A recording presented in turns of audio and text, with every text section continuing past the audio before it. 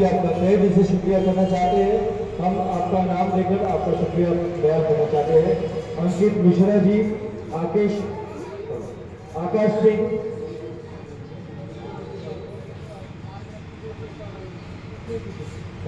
अंकित मिश्रा जी की तरफ से 2100 रुपए यहाँ पे हमें योगदान मिला है। इसके साथ साथ आकाश सिंह की कोई तालियां भी बननी चाहिए, जो आपकी तरफ आ रहा है तो यूनिट नहीं आ रहा, उसके लिए धन की सेवा जो दी है उसकी वजह से आकाश सिंह जी की तरफ से 2000 रुपए यहाँ पे हमें सेवा प्रदान की हुई है।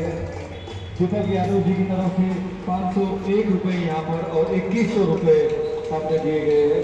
उमेश कौर जी की तरफ, सतोषा शेट्टी जी की तरफ से 1501 रुपए, सरवन गुप्ता जी की तरफ से 501, महेंद्र यादव जी की तरफ से 501, मुन्ना पाल की तरफ से यहाँ पर 501, प्रदीप विश्वकर्मा जी की तरफ से 501, महेंद्र यादव जी की तरफ से 501, शब्बीर रावत अली की तरफ से 501, संतोष सिंह जी की तरफ से 1500 रुपए। यहाँ पर जोरदार तालियां इनके लिए। रमेश यादव जी की तरफ से 2100 रुपए, जोरदार तालियां। रुचि मोदी जी की तरफ से 2000 रुपए, सुरेश महातो जी की तरफ से 2100 रुपए, नरेश रवि रंकू की तरफ से 1100 रुपए, अंकित मिश्रा वीर चेयर यहाँ पे प्रदान की गई है। चलिए साथ ही साथ रामू यादव की तरफ से 1001, अशोक रजक की तरफ से 501, रामू शर्मा की तरफ से 501, नरेश यादव की तरफ से 2100 रुपए, शर्मा जी की तरफ से 1100 रुपए और संतोष यादव जी की तरफ से 1100 रुपए का हमें योगदान मिला है। इनका हम उड़ान वेलफेयर फाउंडेशन की तरफ से दिनेश यादव जी की तरफ से तहे दिल से शुक्रिया करना चाहेंगे कि आपका हमें जो सहयोग मिला है वो अनिवार्य है। आप सभी का सहयोग इसी तरह मिलता रहे, हमेशा मिलता रहे। आपके सहयोग की वजह से आज हम यहाँ तक पहुँचे हैं। बस आज के इस शुभ अवसर पर मकर संक्रांति की शुभकामनाएं आप सभी को देते हुए और आप सबकी मनोकामना पूरी हो, आज से शुभ कार्य शुरू हो और सब आगे बढ़े, यही मनोकामना के साथ आज हमने ये कार्यक्रम यहाँ पे आयोजित किया है। और साथ में कुछ देर पहले मैंने कहा था दिनेश यादव जी के लिए पिछले 7 सालों से हम सबके लिए ये सेवा यहाँ पे प्रदान कर रहे हैं। और केवल 7 साल ही नहीं, बल्कि मैं ये कहना चाहूँगा अगर आप में से किसी को भी कोई तकलीफ हो किसी भी प्रकार की, खाली पैसों के लिए अगर हम जाके दिनेश जी से अगर आएंगे तो मैं दिनेश जी से मैं खुद कहूँगा सर पैसों की सेवा मत कीजिए, सेवा पैसों का योगदान नहीं, बल्कि आपकी तरफ से जो अपने काम करते आ रहे हैं वे खुद स्वयं मन से आपके साथ खड़े रहते हैं। जैसे कि मैंने कुछ साल पहले एक किस्सा हुआ था, एक यंग लड़का था, उसकी डेड बॉडी मिली थी, बड़ा पाया गया था, उसकी डेड बॉडी मिली, उसके घर वालों ने भी उसका सिला किया, सब हुआ, लेकिन अब उसके घर वाले जो थे यहाँ से जो थे वो यहीं थे, उसके वो जो रहने वाले थे गांव में थे। तो अब यहाँ से उसकी डेड बॉडी को गांव कैसे लिया जाए, पहुंचाया जाए, तो कोई नहीं आगे आया।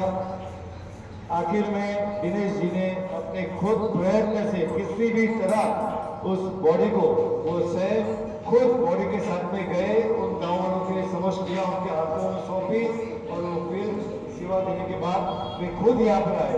वो बॉडी में आप मानोगे नहीं, इसीलिए कोई आगे नहीं बढ़ रहा था कि इसको कौन उसके घर तक पहुंचाए। उसके शरीर में से बहुत बदबू आ रही थी, बहुत बात आ रही थी, कोई उसको हाथ तो क्या घुटना करीब भी जाने का नहीं सोच रहे। वो बंदा, वो जो लड़का था, उसने आत्महत्या की थी, 3 दिन से फांसी लगा के उसकी जो बॉडी मिली थी, जंगल में उसकी बॉडी पड़ी हुई थी, उस बॉडी को जंगल में वैसे की तरफ पहाड़ की तरफ जो जंगल है वहाँ पे उसकी बॉडी मिली थी। 3 दिन से बॉडी सड़ रही थी।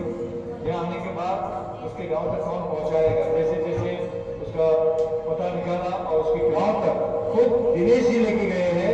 तो इसके लिए मैं चाहूँगा एक जोरदार तालियां तो बनती है दिनेश जी के लिए। ऐसी सेवा भावना जो हम किसी से अपेक्षा नहीं कर सकते, पैसा देकर भी वो सेवा भावना दिनेश जी खुद करते हैं।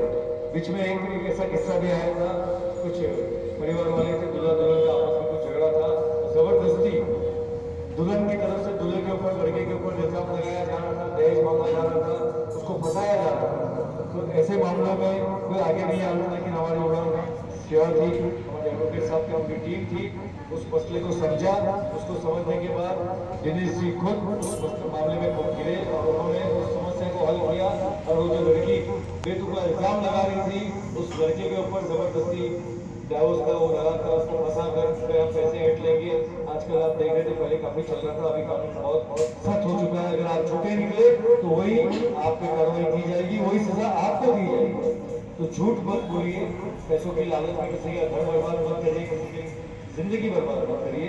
तो ऐसे सेवाएं हमें प्रदान की है, उस लड़की को उसका हक दिलाया, उसका न्याय दिलाया, और आज वो अपने घर पर सुखी है। तो ऐसे कार्य, ऐसी सेवाएं हम प्रदान करते हैं। और कई सारी जगह पे मैंने देखा है, कभी मैं मीटिंग के लिए आता हूँ मिलने के लिए, तो कुछ लोग ऐसे जो हॉस्पिटल का भाई बहुत बड़ा बिल हो गया है, तो उसमें कुछ करा दीजिए, तो कुछ हमको पैसों की मदद कीजिए। दिनेश जी ने क्लियर शब्दों में कहा, मैं पैसों से नहीं बल्कि आपको जो बिल भरना है उसमें मैं डिस्काउंट करवा के दे सकता हूँ, कोशिश करूंगा।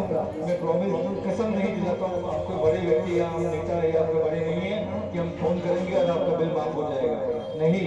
जितना है उसमें कम कराने की कोशिश करेंगे।